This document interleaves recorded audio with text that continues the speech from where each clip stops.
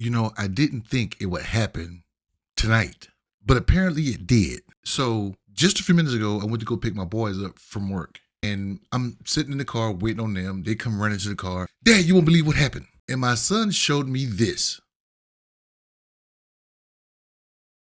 Well, not this per se. He has an iPhone. I have an Android. So it shows up like this on the Android. But yeah, TikTok is finally no more. And my son said one of his coworkers, who was about the same age as he, did something like this.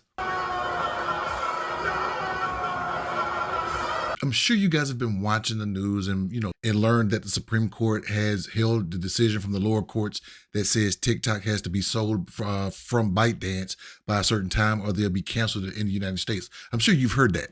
But I don't want you to pay attention to the fact that it shut down, because regardless, it was going to shut down on the 19th, tonight being the 18th. I want you to focus on this part right here.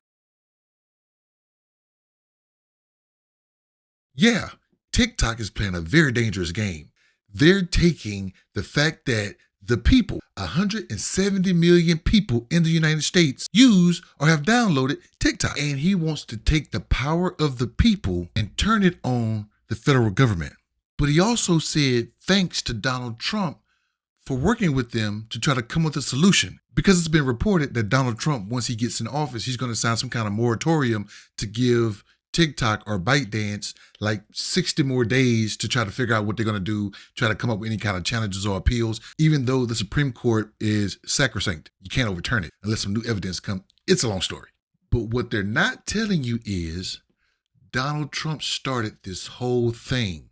In 2020, he released an executive order to try to ban TikTok within 45 days because he was afraid, and the Republicans were afraid, that the masses were getting most of their news from social media and a lot of their news from TikTok. So he wanted to ban it before the election, in the name of security, of course. By the authority vested in me as president by the Constitution and the laws of the United States of America, blah, blah, blah, blah, blah. You don't want me to read all that.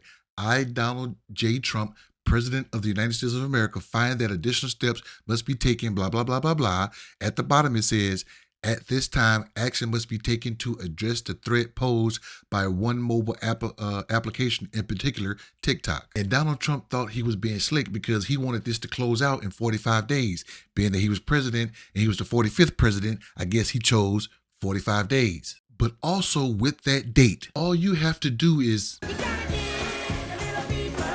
and you will know that in doing some calculation, 45 days from the date of that letter was October 4th, which is 30 days before the next presidential election.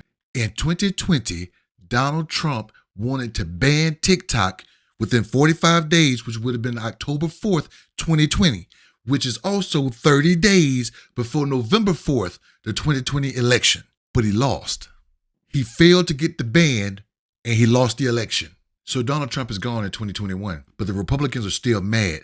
So they still push the issue to get rid of TikTok, and they've succeeded. However, it's been 4 years since that time, and Donald Trump is back in. So now that he knows he can win the election with or without TikTok, he's now wanting to do a 60-day moratorium to try to let them stay in the country.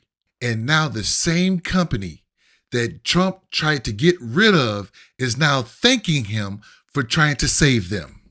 What do you think? Damn, I'm good at this.